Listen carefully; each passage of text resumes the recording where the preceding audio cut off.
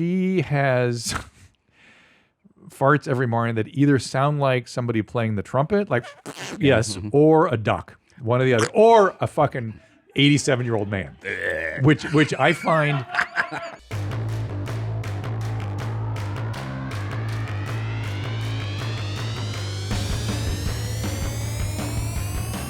Welcome to Dr. Drew After Dark. Please be advised that Dr. Drew After Dark may contain sexually oriented content and be unsuitable for young children. Hey, everybody, welcome to Dr. After Dark. Phone number 818-253-1693 for those voice messages. And, of course, keep the emails coming at drafterdark@gmail.com. We appreciate you all. And, you can send videos our way, too, just like everyone else here at YMH at your mom's house. But today is a very special day. I am delighted to welcome back Brian Redban. Brian, welcome. Hello, doctor. This is a big day. You guys realize this is a big day. I don't think we've had a second comedian come back, other than Christina. I don't think I've had anybody back, have I? Ooh, Brian's number one. Love it. Yes? I think it might be, yeah. No, I think so too. I mean, Christina and I did it together for a while, and now here you are. This is great. This is amazing. And it's so nice here. I love it. It's crazy, isn't it? Is this your first time to the Your Mom's House studios? It is. It is. This is. I've been wanting to come here for a while. I live on the exact opposite side of town, so I'm never around this area. But it's so amazing. This is so professional. So for people, I know it's kind of weird. It is. But for people that don't know, we're in Austin, Texas. And when did you move here? November of 2020. I was one of the first guys after Rogan to move here. It's a year. Really. Yeah. And it was all by coincidence. I filled in for Jamie, who's the producer over at Joe Rogan Experience. He got COVID. And so they were having Kanye West on the show, and they were like, instead of canceling, so I flew out for like 2 weeks, covered all the shows. And when I was bored, I was just driving around looking at houses going, just to see how expensive it is. Found a house I fell in love with, bought it like that month. And good for you. Next thing I know, I'm like, well, I guess I'm moving to Texas. It's pretty exciting. And before the mics heated up, we were out in the sort of the sitting area here, and we were talking about California, what a shit show it is. And you said, yeah, you don't even think about it. Yeah, it's easy. And I think a lot of people that live there are just kind of over it. It's like, why are we here? It's just insanity. Yeah. So anyway, are you performing tonight with the group? No, I'm not. No, I had a show last night. We do a weekly show called Kill Tony. And I'm aware of Kill Tony. Yeah, and it's blowing up. I want to be on Kill Heck Tony. yeah, I would love to have. Really? Yeah. Because I watch it and I worry, like, you have real comedians. I mean, you need real comedians in those seats to do the judging, right? Well, not really. I mean, anyone that's, podcasters, entertainers, or okay. anything. I'm We've in. had Danny Brown on it many times. I'm just saying. But I'm a big fan, so I'd love to be on that. Oh, But, definitely. So, in fact, I flew over here with Sam Tripoli. Oh, you did? He was literally the seat across the aisle No from me. doubt. That's crazy. And I hadn't seen him in years and years and years. And he goes, I'm doing this thing called Kill Tony. I'm like, yes. I'm talking to those guys all day tomorrow. So that's awesome. No, he seems doing great. He's got twins now. Yep. Crazy. So what's going on with you? How's life in Austin? Is it great, man? I bought a big Texas house, and it's already doubled in value in like a year and a half. So that's great. All the Californians coming in. Yeah, and I'm just doing the suburban life. I've been actually one good thing about the COVID and all that stuff, it really made me appreciate being home. And and that's something I used to never do. I used to, when I lived in California, every single night I'd be at the Comedy Store. I'd always be out, I'd barely be home except to sleep. And now it's the exact opposite. Now I'm like doing yard work and I'm just enjoying it because it's so relaxing and peaceful. It's relaxing, and there's something about doing things with your hands. Yeah. That's real. Yeah. And we've sort of been in zero gravity for a long time. Exactly. It's literally getting your feet on the ground, literally. Yeah. Right? Yep. And it feels like, I'm turning 48 this week. And happy birthday. Thank you. And most of my life, I've always lived in apartments. And it's like, especially when living in LA, you have like a small apartment and it's not the greatest, and you kind of feel like I haven't become an adult yet, And then now I'm finally like, oh, I'm an adult now. Yeah, I have a house. I have a house. Do you know a relationship? I'm still dating the same girl of like 6 years, so and all that. Can I do anything with that? Or? Well, I love it because I go, hey, if you want to get married, we can get married. She goes, yeah, what's the reason? So I'm like, I'm not going to push that. Brian found the perfect woman, guys. Yeah. I think I'll do the Doug Stanhope where he's just like, let's just say we're married.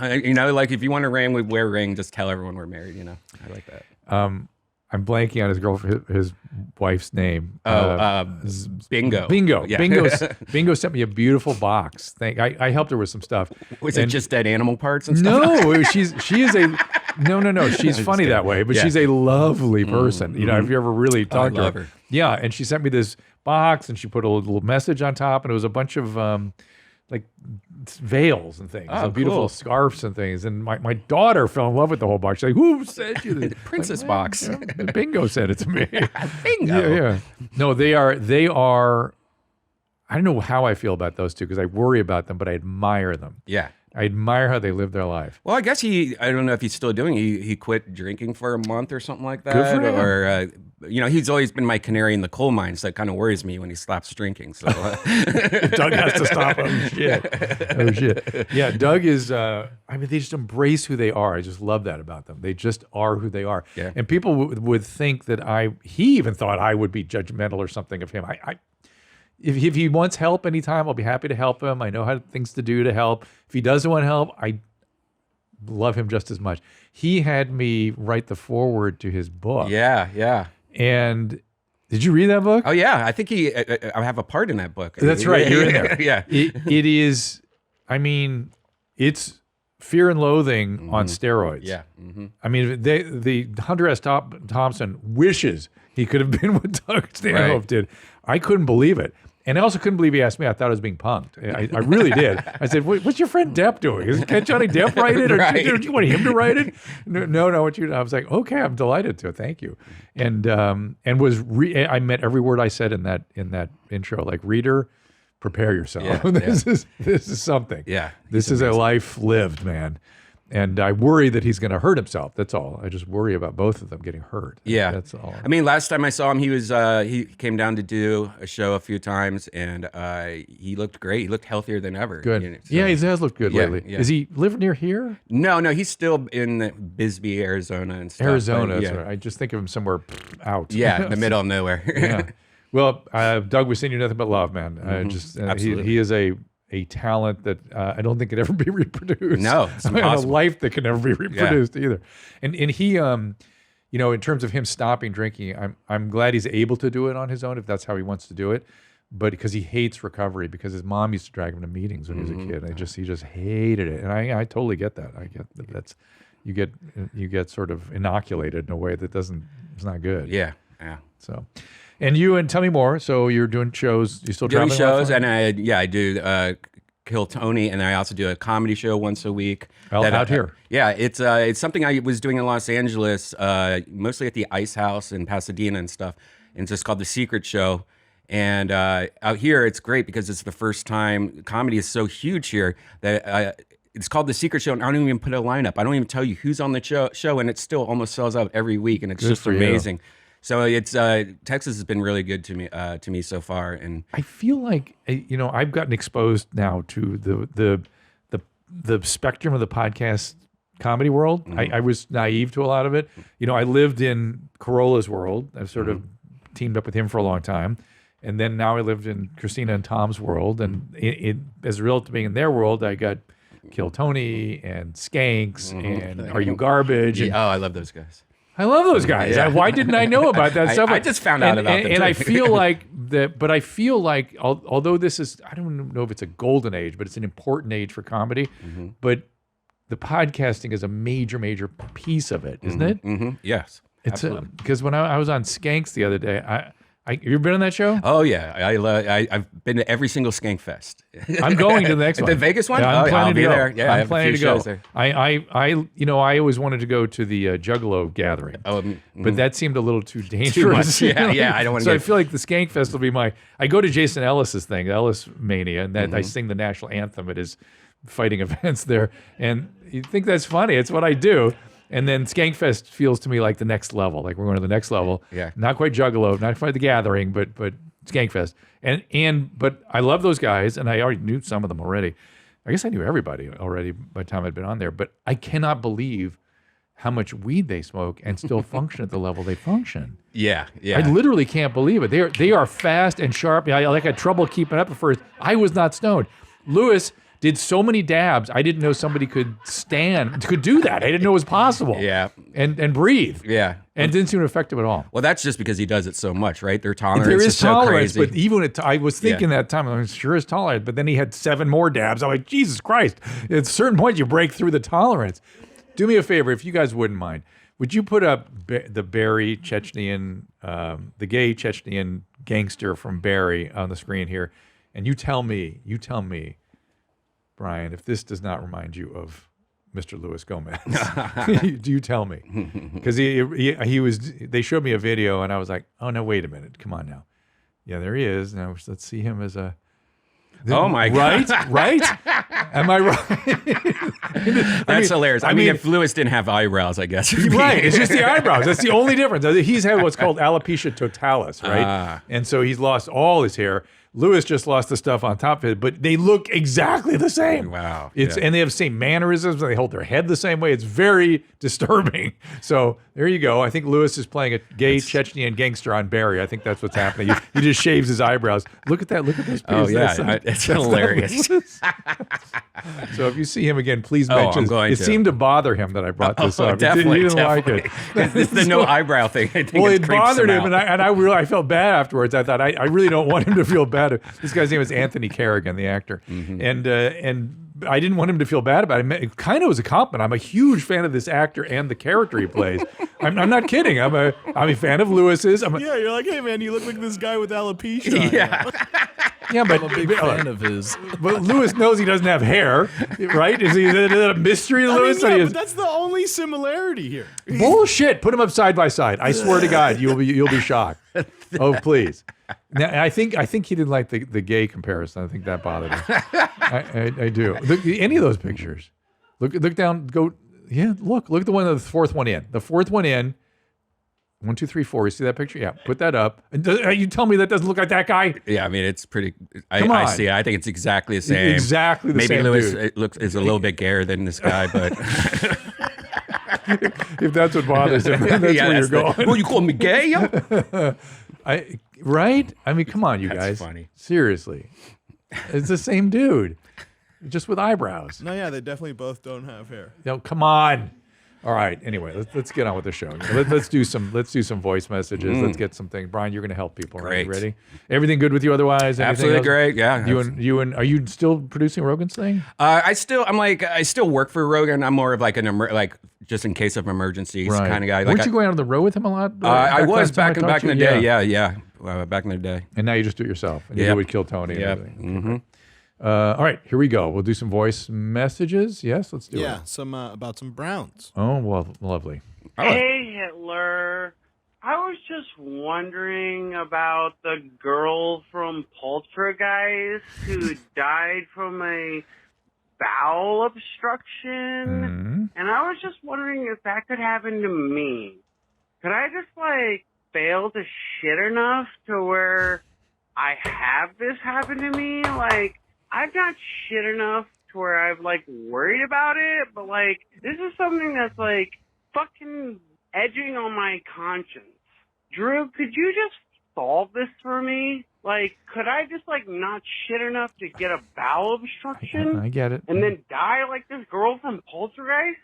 Thank you, Drew. I would love to hear from you. Piss on me, beat me. And you know I'm coming up in May. Okay. So was that a male or female? It sounded like the guys in the booth slowed down his voice by like 25%. Slowed up, sped it up. They're messing with the speed of his voice. Yeah. I think it's a he, right? We agree it's a he? I would say. Do we have to ask people for their pronouns on this show now? Is that really where we're going? No, okay, thank you. That's not part of the rational evolution. So we'll say it's he for the sake of convention. And I do think these guys fucked with the speed. Yeah, definitely. Or just the most annoying person in the world. Well, or the drunkest person in the world. So So, do you have any advice for him before I launch my thing? Well, I mean, I'm the worst person to ask about this Worst? because I You think have diarrhea all the I time. poop more than a Chinese phone book. I think the older I get, I don't know if I'm just starting to get allergic to dairy or gluten, but I have no problems. I wake up and. But you said you had diarrhea. I You get said diarrhea. I have diarrhea a lot. We're going to the I have- Bristol stool chart. Yeah, I have number 7 at He's least number 7. once a day. Fatty, greasy stool. Not fatty, greasy diarrhea. It's not even porridge like number 6. Oh, is that what 6 is? Yeah, porridge. Okay. Yeah, I guess it's more like a 6 then. Okay. I'm more of a It's not 6. It's not the water fatty, greasy stuff. Right. Okay. Well, 6 is a little bit abnormal. But I drink. I always wrote it off like I'm getting older and I drink, so it must be from the drinking. Alcohol does do it. Yeah. So I think it's the alcohol. When alcohol withdrawal, we used to always say it was the shits, the shakes, and the fits. The shits and the shakes. Yeah. And it does irritate the gastrointestinal system and moves things through more quickly. And I stuff, get really bad. I need to go to a gastro or whatever because I do have really bad acid reflux. I've always had bad acid reflux, but I've noticed it hasn't happened recently. But I've had something. One of the most scariest things ever happened to me at least 4 times. And it's one of those things where. I think the acid reflux gets in my lungs, and I wake up and I can't breathe. it does do that. Like it that. does do that. And That actually is dangerous. It's one of the scariest things that ever happened You to can me. aspirate it, and that's how much it's going up into your throat. Yeah. And I like the way it's the scariest thing that's ever happened in your whole life. Yeah, it's- four times. Yeah, 4 times. One time wasn't enough for you to see the gastroenterologist. Mm-hmm. Have to have it 4 or 5 times. Right. Well, so yes, so something going on here. The bigger issue is the aspiration, the effects on the vocal cords, the effect on your airways, but more importantly, it increases the risk of esophageal cancer, especially when you drink. Do you smoke too? Yeah. Okay, if you drink and smoke and get reflux, and if you have HPV, like if you have a lot of What's No, I don't have HPV. well, what is men, human papillomavirus. Did you get the vaccine for that? it? Nah. Well, I probably have it then. well, if you ate a lot of pussy. Well, I'm fucked. There. So there you go. Especially like, I mean, I don't know why the guys are laughing at me. So, it's a combo. A lot more HPV in men now because of that, and in the mouth because in the throat. And so if you drink, you smoke, and you have reflux, that's not a good combo. You need to get that taken care of. Yeah. And so there are things they can do to help you with that for sure. Then you said you're 48. You're right in there on 50, and 50 is when the colonoscopies start. And so I'd move that up a couple of years just because you have such unusual bowel habits. Yeah. And I've had one before, and I think last time I was here, we talked about that. You did it? Yeah. This was maybe 7 years ago. I got one. Wait a minute. We talked about you having had it 7 years ago. I see. Yes. Because I had internal hemorrhoid, and they did the rubber band litigation or whatever it's called. Do you remember that? And how fun that was? And then I stopped. Do you guys know what they're talking about? Ligation, hemorrhoid ligation? I have heard of this procedure. Do you don't want to show us a little picture of that? No, I have one on my phone. It's on my wallpaper. No, Hemorrhoid ligation. yeah, one of the worst pains I've ever had in my life. It is. That's the way the patients describe it. That's I always kind of discourage them from getting. Yeah. Supposedly they've gotten. I think I told you this. They've gotten better where it doesn't hurt so much now. Really? Yeah, I don't know what. Yeah, I was supposed to go back like twice, and I want to see a video of it. See if we can actually see the real thing. No. Okay. Gosh. You never went back at all. No, I was like, you know what? I'm just going to live with this. I probably thought that was kind of extraordinary that you didn't follow up on this until I met Josh Potter. Oh gosh. And then I was like, okay, I guess I'd understand how the real world works. Yeah. My goodness. Now I just consider it, when I have a holiday once in a while, a little bloody holiday. Oh, you still get some bleeding. Yeah, once in a while. Very rare, but when it happens, it's like, oh Lord.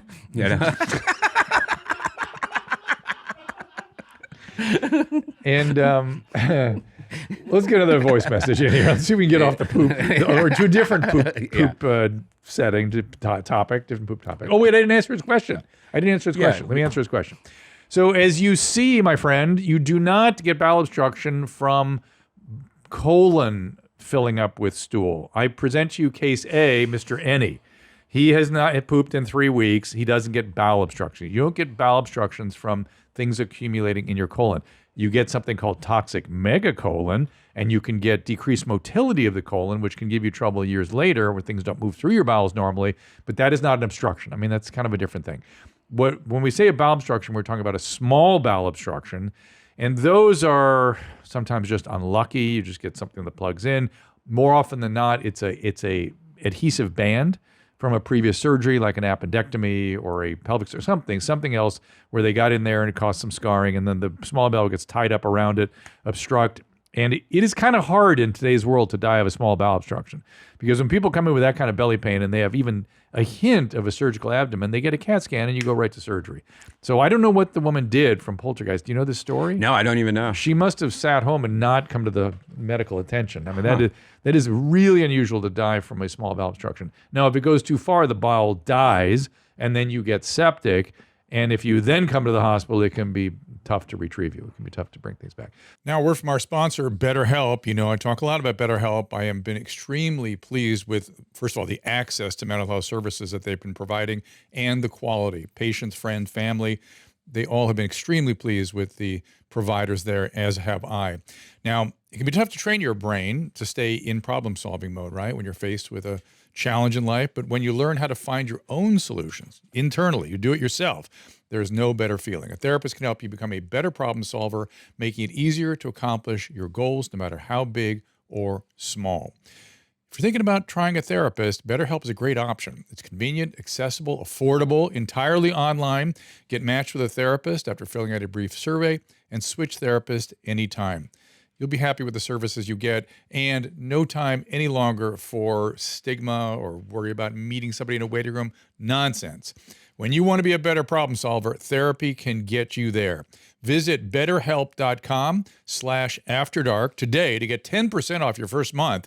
That is betterhelp.com/afterdark. So now let's do a voice message, a happy voice message, a happy brown message. Yeah, we were just sitting around with my homies, and we were wondering, my farts smell like shit all the time. His farts smell like shit some of the time, and then I got a friend here, his farts smell like shit maybe 10% of the time. Yeah. Is the smell of your farts genetic, or can you change this by what you eat? Let me know. Hey, touch my camera through the fence, motherfucker. So, advice? Well, it seems like this dude just needs to shit more, and the other guys shit more. That's the way my wife thinks about this. Yeah. But it turns out that's not true. He's right. It's both genetic and diet. And it is what bacteria live in there and split the protein into these methane molecules that cause the gas. Some people have almost none of that. And some people have only that. And they will have bad smelling farts no matter what. The idea is to try to give the bacteria less to work on. And by the way, because everybody has their own different bacterial mix, what that is different for different people. For some people, it can be spices. For some people, it could be fruit. It's different things. You're laughing at the spices. Is that your go-to? No. I was just saying, I think it's also something to do with your DNA too, because my dad's farts and my farts are pretty much the same. Yes. I mean, it's it makes me remember my dad every time. You know what? Father's Day, I'm like whipping it up. I have a similar experience. I hadn't thought about that, but I remember younger thinking that. And thank you for giving me a chance to visit with my dad. I appreciate that. Although I have adjusted my diet in such a way that is less of a common occurrence. But the genetics are what determine the bacterial mix. So genes, yes, are ultimately the source here. Oh, we're learning so much today. So keep going. Let's see what you got. Hey, Dr. Drew, Nadav, Annie, everybody. My name is Shauna. I'm from Colorado, and I have a question about brown, so if any wants to leave the room. My question is, how come sometimes when I doo-doo, I could wipe and wipe and wipe forever, and it still comes back with doo-doo on it, forcing me to have to take a shower? Would love to know so I could, not be a hyper wiper and, irritate my butthole. So if you could let me know what I can do about that. Thanks, guys. So, advice, Brian? Well, one, you get a bidet. I mean, they're very cheap. I don't understand why. I don't Not understand. even a bidet. You can have the magic toilet seats now. Yeah, you get them on Amazon or whatever. Yes. It's like $40. It's crazy that you have no excuse. And two, stop drinking so much, I don't know, oil or whatever she's drinking. I just like that Brian thinks it's crazy if you don't have your asshole squirted every day. But Nadav agrees with you. Nadav thinks it's crazy. That was the perfect answer. It's just like, there's stuff in there you can't get in, but a jet stream will get it right Now, out. let's be clear. What she's doing is digging. Yeah. Right? Yeah. And as you get older, you guys think that's funny? No? No, just self-loathing in here a little bit. Okay, good. She's digging, and as you get older, the anal the anal ring becomes more patchless. So it's a little more, you can dig more easily. And when you're younger, it just stays tightly closed. You're not even thinking about it. Everything's up inside. Yeah. Now, I'm wondering if she's on any medication that's making that more so, because that happens a lot. And whatever, the answer is still the same. Just get the bidet. Yeah, get the bidet. Yeah. I mean, that's ridiculous. Here's a microdosing question. Hey, Hitler, Booth Boys. Heard you talk about having no significant research on microdosing shrooms. I microdose twice a week just because I think it's helping with anxiety and overthinking. Is this just a placebo effect? Am I doing damage? Help me out. And I will say the same thing. We just don't know. There's no doubt that it will be useful. There's no doubt.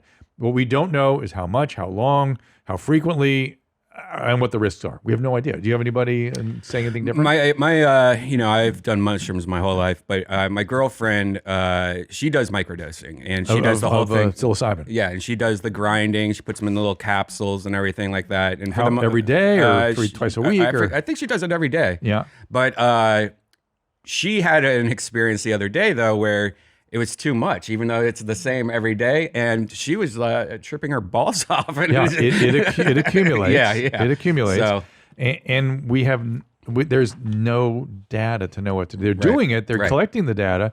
And I have no doubt it's going to be useful, but don't get ahead of the science, you guys. It's just dangerous. We just don't know. I've seen nasty shit. I've seen bad things happen. Yeah. And plus you got to worry about things that people aren't even thinking of, like mold on the mushrooms that grow, and then you're ingesting mold sometimes if it's a wet mushroom. Yep. Okay, here we go. Vaping. I heard I'm a respiratory therapist, and aren't vapes filled with oil? No, one vape was, and it caused a horrible ARDS syndrome. And these people, good for you. You're vaping. So you don't smoke anymore. You don't smoke cigarettes. I do both. Stay with the vapes. Yeah, I do mostly vapes. I've heard they fill it with oil. How is inhaling oil healthy? We just get the bills, the oil's on, and it lungs me pneumonia. No, yes, there was one bootleg. There was one bootleg cannabis thing that had oil that caused ARDS. It was terrible. Vaping done properly, there's some stuff in there. There's some chemicals and things that are not great for you, but not nearly as bad as tobacco. Nowhere near as bad as tobacco. And when you look at things that are head-to-head studies on what helps people stop using tobacco, vaping always ranks amongst the highest. Always. And I don't understand how we can have this, why this isn't being pushed more aggressively for people. It's ridiculous. It's ridiculous. The idea is that young people are getting onto it, and then that increases the risk of tobacco later. Okay, let's work on that. Not give it to people who need to get off tobacco. Right. It's just so weird. Again, this is more centralized bullshit thinking in medicine. Just think of all the bullshit that came out during COVID. This is another kind of bullshit thing from people that are making centralized decisions. Oh my God. And you respiratory therapist, think about this. How many COPD patients have you seen from vaping? How many pneumonias have you seen from vaping? A lot of people vape. A lot. More than you even know. Brian tell you. Yeah. That's right. That's right. right. About. Why don't you just get more tobacco, more nicotine in the vape? I mean, I like it. The problem is that even as much as it's nice and it's getting better, there's something about a cigarette that you can't replicate, at least yet. It's just, I don't know, it's a little different. It is a little different, yeah. But I'm just thinking, I'm thinking if you up the nicotine dose, you might be better off. You might be less likely to go to reach for a cigarette. Yeah. Because you can adjust all that with the vaping. Yeah. Oh, I mean, these disposable ones, you really can't. I think they have a limit to what you can do. But the ones you can buy and fill up yourself and do all that. But they're cutting down on that, or getting more regulated for that too. I know. I don't mind the regulation. What I mind is the elimination. Yeah. So, all right. You were on an episode with Luis Gomez on skanks. You said Adderall was no good. I've been Adderall since I was 8. Jeez. I don't know the side effects of it. I want to get rid of it, but every time I stop taking them, nothing is important to me. Oh boy. I just sit and my brain feels numb and fuzzy. Oh shit. Oof. Nothing gets done. Everything goes to shit. What do you think I should do? Okay. So Adderall does, look, I didn't say it did nothing. I said it's no good for people to abuse Adderall. And I have grave concerns about adults taking Adderall. I think for adolescents and children to take Adderall, there is good data. When I first started thinking back 15 years ago, or maybe even 20 years ago, I announced that there would never be an amphetamine epidemic so long as there was cheap cocaine. Because it didn't make sense to me why people would do meth. And then all of a sudden meth came.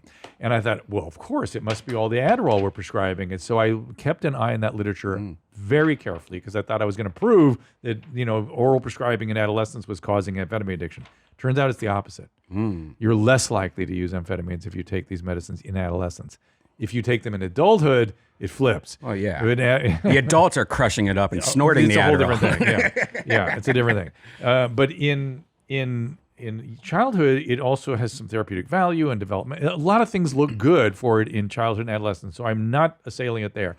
I'm assailing it using it for testing, where it's actually cheating when you do that. I'm assailing using it recreationally. I'm assailing even therapeutically an adult. It worries me now. Look at this. I mean, here's a woman, I assume this is an adult now, who can't get off it without having amphetamine withdrawal. Yeah, jeez, that's ridiculous. I don't like the Adderall. I tried it like once or twice, and I did it right before I went on stage, and I felt like I was on cocaine. Like it just brought back the cocaine. I'm like, it's amphetamine. Yeah. Do you know what the name of the generic drug is? No. Dextroamphetamine. Oh, and it's actually it's a mix of amphetamine and dextroamphetamine. Wow. What the hell? Yeah. Why are we surprised that people have a problem with this in adulthood? Oh my God. Recently off SSRI, now coming too fast. I'm a professional at this. So. It coming too fast? Yeah. Any advice for this man? In terms of, we'll talk about how it happened, but any advice to slow things down? Yeah, just put your finger on the end of it. No. Guys are always wanting to unload more and further. Maybe you could just like a hose. Yeah. Okay, I see. Put a mint oil in there. Oof. A mint. I hope you guys caught that. That was actually very funny. So, well, any no, I mean, I've always come fast, but now it's mostly because I have your prostate out. Huh? Yeah, I had my prostate taken out for prostate cancer. Oh, the whole problem goes away. Oh, wow. that problem is no longer an issue. No, but I think I've actually gotten faster because now, I live with my girlfriend and she works from home and stuff like that. So it's more like, she's going to get the mail. Okay, I got 1 minute. I like the way the orgasm is a function of something you do away from your girlfriend, not with her. That's funny. All right, 38-year-old man. I recently gotten off 20 milligrams of SSRI. I'm assuming that's Prozac. That's the common 20 milligram one. Might have been Lexapro. I started taking it 15 years ago for anxiety. That's not really what it's for, but okay. They did the trick, got me in a good place. No more panic attacks. Okay, it will help with the panic attacks. Maybe this was Celexa he was on. I'm living the fucking dream. Got out of my parents' house. I'm boss man at work. Found a big-titted Asian mammal that I want to spend the rest of my life with. Shooting hot loads in. He has sex with his girlfriend. It's different than your thing, which you do between seeing your girlfriend. Some of these show references kind of blur the lines. Okay, yeah. The only problem is now I'm spraying ropes too quick. I've lost all control. I was never a porn star, but I used to last a good 10, 15 minutes. I've never felt better since being off the meds, but I feel like half the amount I used to be in the sack. I just go back on the meds. Are my balls too full of cum? So this is something men have some sort of weird, I hope I'm not putting you in a bad light here, but men have this bizarre belief that there's cum in their balls. Yeah, I know. Okay. Good, thank you. You better believe I'm calling it me. All right. Cum comes from the prostate. If you don't have a prostate, you don't have ejaculate. There you go, period. You call your balls the prostate? No, that's different. So I have what my old Loveline partner used to say, I have ghost loads. I don't have ghost loads. I don't have fluid. I have no prostate, and so there's no fluid produced. Right. Yeah, nothing else changes, just no must. So just air comes out, or sometimes it goes. Woo. No. So, but nothing. No powder, no nothing. So you like queef, kind of like that's your little. Not queef. even a sound. Nothing. Yes, but it's maybe I make a sound, but the. Does it feel like you're coming though? Yeah, same exact experience. Why don't we all get this? Right, it's no mess. Especially here in Texas, man. No muss, no fuss. And think about it when you're trying to. Right, and think when you're trying to ejaculate between visiting with your girlfriend, you never know what happened. Right, no tissues or anything accumulating. That's awesome. So anyway, this does happen. It's not that you're too fast; is that you were always too fast, and that it's unusual. In fact, what more often happens, the more dreaded complication of these SSRIs, and this is a very problematic complication. It doesn't hit a lot of people, but it hits enough that there's actually an army of them out there, like trying to be heard. Because doctors, prescribe this stuff without warning patients that it can happen. They have shutdown in their sexual response. They have no libido. They have difficulty having satisfying orgasm. That's very common from SSRIs. And somewhere around maybe 5% of the time, that's permanent. Ugh. Yeah, it's terrible. And in this gentleman's case, it took the sort of the premature ejaculation away and put him more in control of what he had, but now just put him back towards his baseline. It's unusual to go from sort of normal to premature just by coming off an SSRI. So you could take an SSRI to control your premature ejaculation. Oh, really? In fact, people at one point were prescribing it for that. I don't think they would do that anymore, but for a long while that was being advocated. And so no tricks for this guy? I mean, I'm really different when it comes to that. I've always had it. What's always worked for me is the exact opposite of what works for everybody else. I've always been somebody that if I get really, really drunk, I can last an hour and a half, 2 hours. People report that. Yeah, I'm the opposite of whiskey dick. Yes. And sometimes it's just amazing to me. You have a whiskey dick, it's just not a limp whiskey dick. Right, exactly. But that's always helped me. If I knew I was going to get laid with a girl that night, I would make sure I drink more just because so I could last longer. So I don't know if that's good advice for anybody. I mean, it's not what you call healthy advice, but it's advice. And there are putting a condom on sometimes slows people down. Numbing creams, numbing sort of wipes and things that are out there. There's all sprays, all kinds of things out there that do help. Yeah. They do help, but it doesn't take you from 2 minutes to 15 minutes. Right. You have to really kind of work on that one with your partner. Yeah, maybe have her not wipe her ass before you have sex, so you're disgusted the whole time. Sort of cut the line on the bidet. Yeah. Feed her. We've reviewed all the things that could help this guy so far in this show. Make sure the diet is full of food that gives her a terrible gas. Yep. Make sure she doesn't have a bidet. So all the solutions have been hidden in all the things we've been helping with so far. So timing, right? Maybe unload something from the chamber. Oh yeah. Before it beforehand. happens, that's always nice. Clear the pipes. Clear them a second time if you need to. If it's really bothersome to your girlfriend, you can come first. Whatever, you kind of work it out together. Yeah, put a little Bengay on there, maybe. Ooh, that's interesting. Interesting. Don't let Brian. Don't go work out with Brian and leave your underwear in the gym when he's there. Speaking of, I got something funny. Just maybe 10 years ago, I was at the grocery store and I saw this 2-pack of massage oil. One, it was called hot and cold. It was there was a cold one for a cold massage and a hot one for a hot massage. And I thought, oh, this is oil, so we could use it for sex. So I remember I poured a bunch of it on the girl's vagina, and it was the hot one, and we started fucking, and then she's like, oh my God, what is going on? It was the worst day of my life. Oh. Again. Wow. But yeah. So you did it 3 more times. But yeah, I had no idea. I thought, I don't know why. This is how dumb I was. I just thought, it'd feel hot, How old were you? This was only 13 years ago, maybe. I was going to say, it was 6 months ago. But it is, to me, that sounds, young men are always scheming up stuff, right? Yeah. But 48, 50 is it's worth pointing out again that that's the age where you got to start doing the really serious screening stuff. Yeah. PSA, prostate cancer, colon screening, for your sake, the upper endoscopy, that kind of stuff. How old do you have to, one thing I don't think I'll ever get done, though, is the thing where they put the thing in your dick hole. I don't want to ever do. A cystoscopy? Yeah. Hopefully you'll never need that. Okay. So that's not something you're when you're 50, you have to get it. No. Okay. I mean, if the people that need that, you're really looking for bladder cancer. Okay. And that typically happens in much older men. Okay. So you got unexplained hematuria, blood in the bladder. Right. You can't find another explanation. Then we got to go up there and look. And right. It's not as bad as you think. It isn't. It's not. So you've had it. I had one. Oh wow. And it was. Were you awake for it? Yeah. No. And get this. I had it before they had the fiber optic. Oh. They only had the rigid scope. Oh no. Oh, I thought you were going to say this. Yeah. To put and I don't know why they did it to me. I was very young, and I was having I was dribbling or something, and I was lifting weights at the time. They should have just gone, you're lifting 300 pounds. What do you expect? You're going to dribble a little bit. Wow. Instead, well, you need a cystoscopy. And it was not, and even with the rigid scope, it was not that bad. In fact, what was bad is I remember, I had no idea what was going on. It was like I was a first-year medical student. And what I remember was bad was afterwards, you get extreme irritation of the urethra, so peeing hurts like a motherfucker. That part I didn't like. That part I didn't like. Were you screaming or were you going, "Oh, daddy," or anything like that?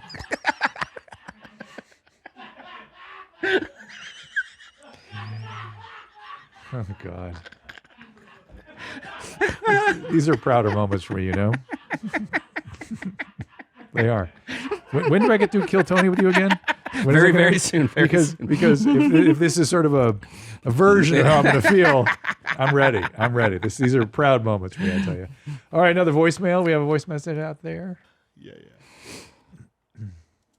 Hi, Dr. Drew. My name is Pastor. I'm calling from Brisbane, Australia. Look at him. I was wondering if I can get a question answered about my shits.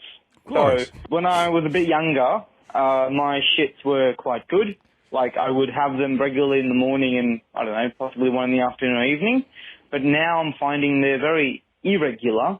And my main kind of, I don't know, my main thing is that I never have them as soon as I wake up in the morning. And that's how I definitely used to have them. When I wake up in the morning, I would brush my teeth and then have a shit. That would be... and my day was complete. Definitely something that would happen. Yes. So I was wondering if you can help me with that. How do I shit in the morning as soon as I wake up? Okay. Thanks, mate. Bye. Okay. All right. First of all, doesn't everything sound either happy or fun with an Australian accent? Oh, yeah, I love it. Or funny. Even funny, happy, something. I mean, they could be talking about the most serious stuff in the world. And yet with a British accent, it sounds dignified and smart. Yeah, But exactly. Australian sounds fun/funny. But okay. There is nothing special about having a shit every morning. People don't know any. Case one, right? Any shits once a month. What? You don't know this? No. That's not good, right? What's up, bro? You shit once a month? Yeah.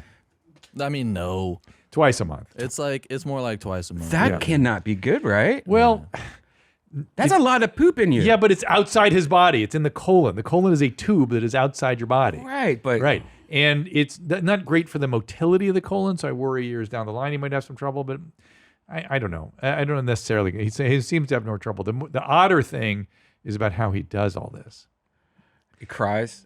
He does cry a little bit. Really, it's actually baby Jesus that cries when you see what he does. He sits on the edge of the toilet bowl and squats like a gargoyle. Oh, well, I guess he can't sit on it because it's so much shit that he'll just like lift up or something. There's that. He might touch the shit. Right. He might splash the shit, but he has a fetish, a fear of a hand coming out of the drain no and getting him.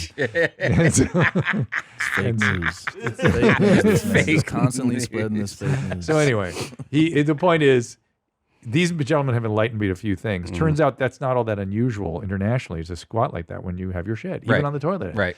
And I thought it was extraordinary. I thought I had an extraordinary man on my hands here. Turns out just Turns out I'm just a piece of shit. No, not a piece of shit. That's just a more ordinary man of international mystery. That's all.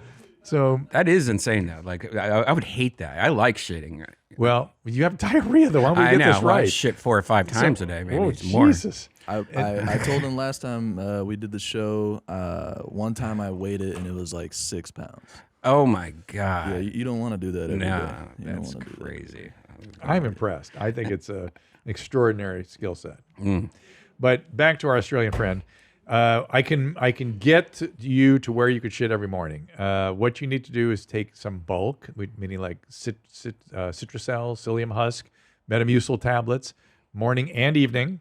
You have to adjust the dose for you to make sure you don't get diarrhea, so be careful. You can take too much. And there's a medicine called Lookalike you can take the night before that will give you a shit in the morning. Now, again, all this stuff might make things a little too loose. You have to kind of adjust how frequently and how much you do of this stuff. But between the bulk and the Lookalike, you will have a shit every morning. You can just start with the just start with the bulk, try to get that dose right. And then if you really still are not having it in the morning, if you take a Lookalike in the evening, you will have a shit in the morning. Wow. Yeah, you know. But you could use a little more bulk too. Yeah. The bulk works both ways. Bulk loosens and form and gives you more form. Something profound's about to come out. I just can't get over this. He shits twice a month. Like if you put like a little piece of potato, if you eat some potatoes, does it grow like fucking like it shits out with like stems? Like it starts growing? Doesn't grow. But remember how Fernando Valenzuela used to throw a pitch? So give me a picture of that. Remember he used to throw a pitch? His windup? Just show me a little picture of Fernando Valenzuela pitching. Wow. Yeah, and I'll tell you why I'm going to this. It's a very obscure observation, but it's very similar. There he is. All right, he had quite a stretch and a wind up, and he'd put his leg way up in the air. And I see. Yeah. Right. That's how you are when you're winding up for something to say something that's either problematic or very funny. Well, there's a whole wind up. I'm like, oh, here comes something. Brian's in Fernando's wind up. But he seems very skinny from here. Like you would think, like that much poop in him, like you would have like this huge beer belly type situation. Now we're talking about Any again. Yeah, he's a mystery wrapped in an enigma. He's an extraordinary human being, and he wills all kinds of things, and he eats nothing but pizza every day, man. That's what you call genetically superior. That's all you're looking at, and Tom worries about him. Yeah. I think I'm just more upset because he's missing out on all that fun and stuff. You know, of shitting every day. Yeah. Mm-hmm. I mean, that's sad. Yeah, I had. And I feel like if he did shit all the time, he wouldn't have the same voice. He'd be like, "Hi guys," like that's what makes him have this. So he'd be gay if you didn't shit all the time. So I never thought so much about shit and farts, but when I came on your mom's house, I had to start paying attention to it because it is a full-time preoccupation here for everybody. Absolutely. It seems like. And I mentioned on a recent show that I'd have some radiation and stuff for the prostate cancer, so I have diverticulitis. And so I have to worry about my rectal pressures because if I don't get things just right, I get an attack of diverticulitis. So I've personally become more aware of some of the stuff as well, of being preoccupied by the your mom's house world of it. But it's not something I enjoy. It's not something I had spent time doing before my tenure here. Right. I kind of extraordinary. I know that as young man, when I was hanging out and playing sports and things, there's a lot of fart humor and talk and a lot of shitting, farting on each other and that kind of thing. But that was just aggression. that was just being shitty to somebody else. But all right, now it's an art. Do you fart around your girlfriend? Like, my wife? Your wife? I mean, do you like have fart offs and stuff? No. Okay. Here comes make note of this. We got to get Susan in here to have this conversation because this is. Oh, I think I know what you're about to say. What am I going to say? Trumpet farts? Well, I'm going to say something a little more interesting about it. More interesting. So she has been. She comes on the show once in a while, and we are very honest about everything that happens to us, sexually and physically and every other way. And she has farts every morning that either sound like somebody playing the trumpet, like yes, or a duck, one or the other, or a fucking 87-year-old man, which I find hysterical. I just think here's this perfect specimen, and she gets allergies, which I think is hysterical. Yeah. And this comes out of her ass every morning. Wow. It makes my day. That's hilarious. Every day. I am not granted such a privilege. Right. She does not find anything I produce funny or interesting or anything. Just hold that all back around her. In fact, when we stay in a hotel, I must visit one of the public restrooms when I need to evacuate. Oh, really? Oh, yeah. This is not something that she can. It's not good for our relationship, let's say. Now, she has a certain amount of discomfort producing all that greatness in the morning for me, and yet she still resists it, and yet it brings me such joy. Yeah, it was time. Well, that's weird that you can't just bring like a Bluetooth speaker and go to the bathroom, and like she doesn't like you making noises around. No, it's not the noise. It's really, I think it's it's smell. everything. It's Okay. everything. It's all no. Yeah. And so, yeah, the noises probably wouldn't be so bad if there wasn't a bunch of stuff came with it. Right. For her, there's no smell. There's no whatever. The noises are just so ironic, so hysterical. So to see a beautiful woman produce the sound of an 87-year-old grandfather is fantastic. It's something fantastic about it. That's hilarious. And so that's my morning joy. That's where I get my pleasure every day. So, that's great. Speaking of pleasure, could I see some clips, horrible or hilarious? Of course you can, Drew.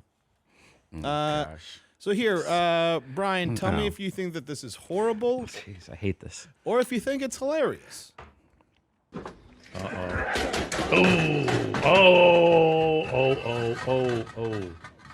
Stop, man. Stop. Okay, it's hilarious.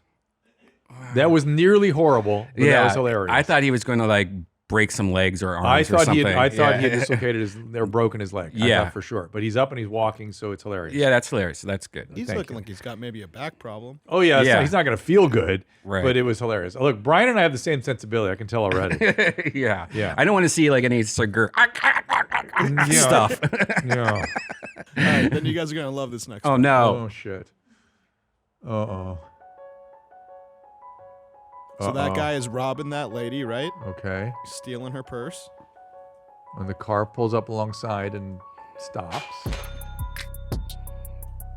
Gets it. Is running away. Okay. Oh! Easy. Woo! Somebody that's I mean That's weird because normally I would say that's awful and horrible, but because he's like, you know, the one that just robbed her, then I some think old it's lady. kind of great. But it's kind of great, but the problem is, well, this is clearly some other country, right? We don't have trucks like that here, do we? No, yeah, it does seem a little weird. But in this country, the guy driving the truck that saved the day would get prosecuted. Yeah. Because it would have been excessive force, or you'd have to kill the guy just because he stole a purse. Right. So it's sort of weirdly horrible. Yeah, I don't think he's dead though. Do you think he's He dead? hit his. Let's see it again. He hit his head very hard. Maybe he's just knocked out. No, but that's really brain injury time. That kind of head injury. Watch his head at that second. After he's struck by the car, he hits a wall. Boom. That's the part. That's the part that is bad. Yeah. So that's a skull fracture at least.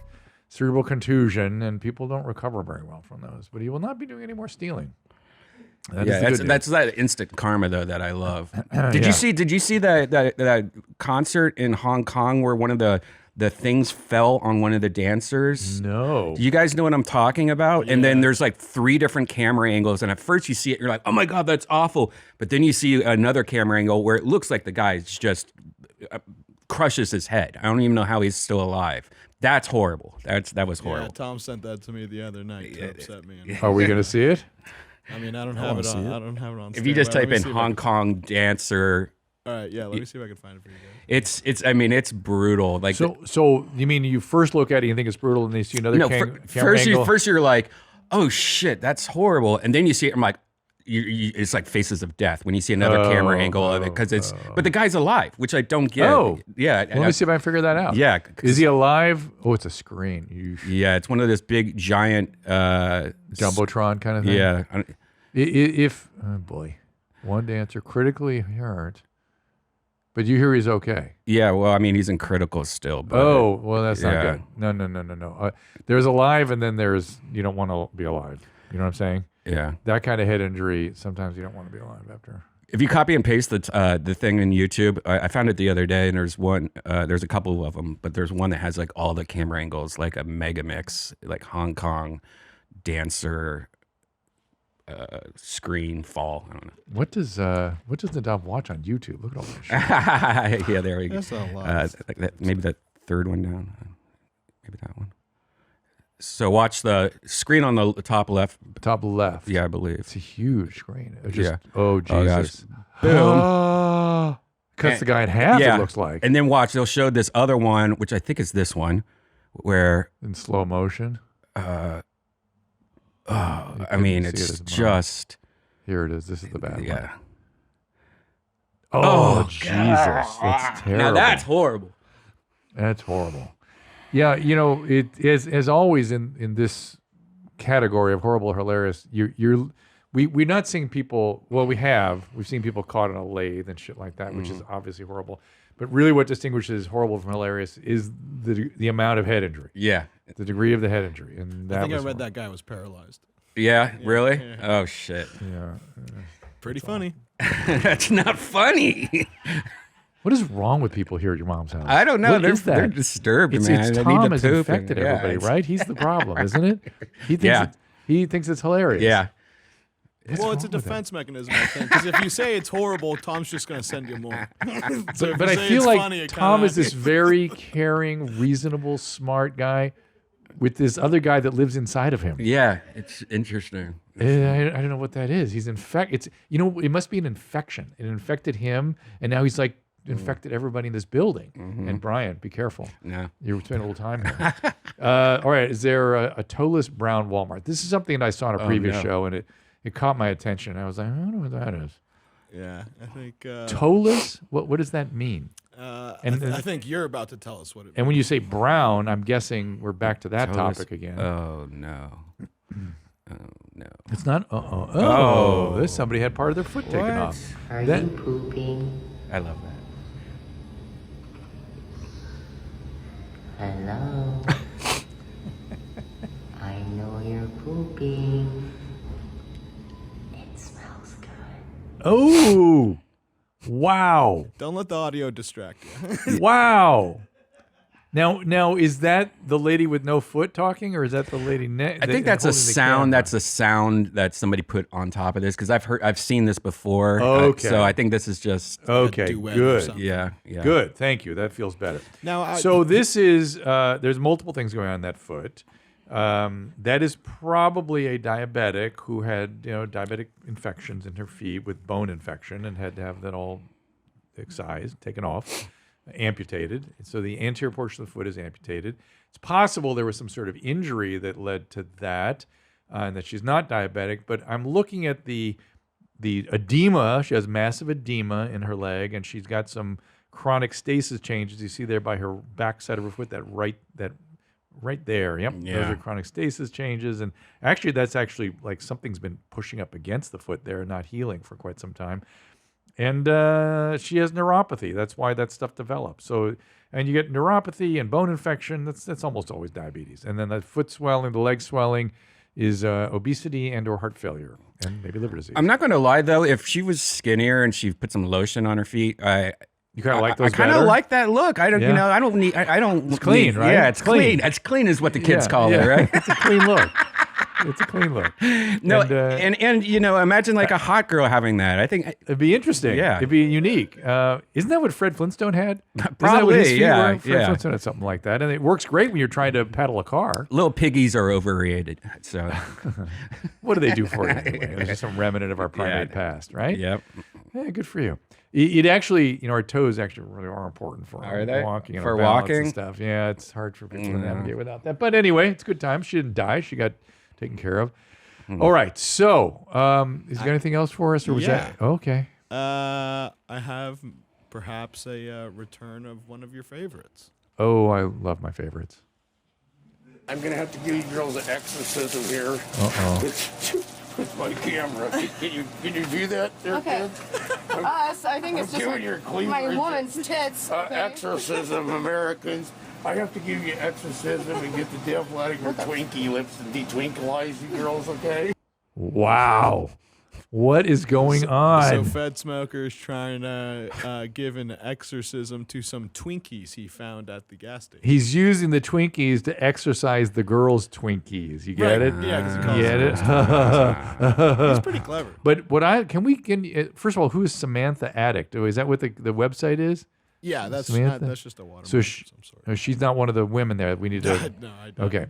Because I'm wondering if she has any more Fed Smoker stuff that she's interacting in the wild with the famous Fed Smoker. Well, do me a favor though, dial it back and show me a still of Fed Smoker in this. I want to look at something. If you can dial it back a little bit. This poor girl, that one girl on the left looks mortified. There he is. Okay, hold that. Oh. So look at how he's a lot younger there, right? And he's a lot less further down the meth pipeline. Let's put it that way. Right. He looks more composed. He looks better now there than he does now. Sure. You're right. He's got. Let's show a little more movement of him. He's smoking cigarettes. See, look at him. He looks like a different dude compared to the guy we see. Not that. It is. That's a good picture of him. Not that long later. He's on meth now too. Clearly, he's already talked like this through his teeth and stuff, but he doesn't have all that consequence of the meth. And this is something I've been saying forever about Los Angeles, which is we have all this meth on the streets, and people don't die from meth for a long time. And when they do, it all happens very quickly at the end. And we're going to have a shit ton of people who are homeless on the streets that are on meth. They're going to die all of a sudden. Within the next couple of years, the death rate is going to go skyrocketing. And the causes of meth death is just so it's due to cardiovascular, but you just ruin everything. All your organs just, ugh. It's toxic to everything. Meth is such an awful drug. That's why I only do fentanyl. I think that's your drug. It's pretty clean. Again, it's clean. It's clean. Well, Brian, I'm so glad you are our first to repeat. Definitely, man. It was really fun. It's so great to see you. I'll hope to see you more here in Austin. Absolutely, anytime. Well, speaking of anytime, I really would like to come. Okay.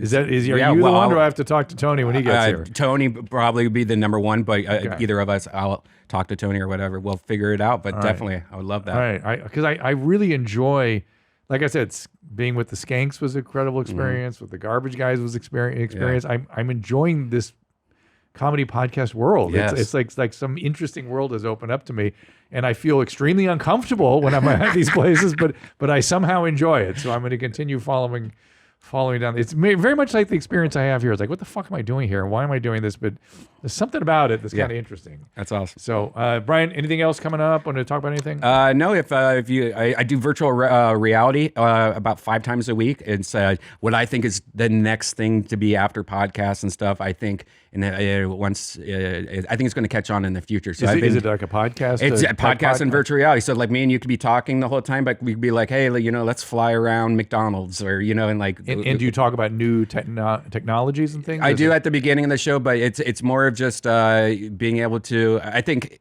you need to try it out sometime because it's I've never done virtual reality. Really? I did it. I went to an experimental lab once 8 years ago and wore it just because I forget what I was doing. But I've not seen today's world. Well, and it's interesting because all these new studies are coming out how it's helping people with phobias and stuff like that. Yes, I've seen that.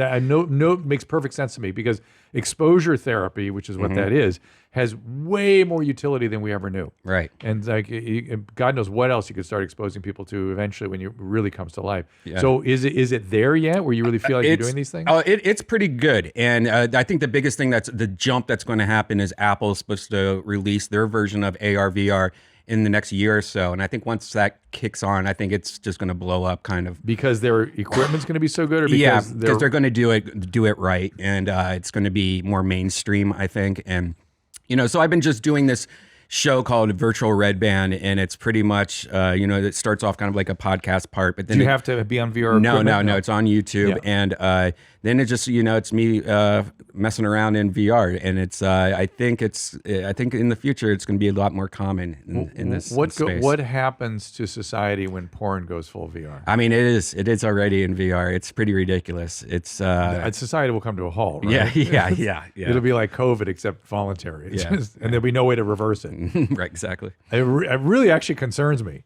Young males particularly. Well, maybe that'll keep us caged for a while, so we'll do less damage as young men. Or get our pancreases out so you don't, you could be on the train with our VR helmet and coming and no one knows. No. It's such a scary world.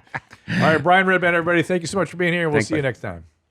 All conversations and information exchanged during participation in the Dr. Drew After Dark podcast or interaction on the drdrew.com website is intended for educational and entertainment purposes only. Do not confuse this with treatment or physician medical advice or direction per se. You must always follow your medical professional's advice and direction. Nothing on these podcasts or posted on this site supplements or supersedes the relationship and direction of your medical caretakers. Please understand, I am not playing the role of physician in this environment per se. I'm educating. I am a licensed physician with specialty boards in American Board of Internal Medicine and American Board of Addiction Medicine.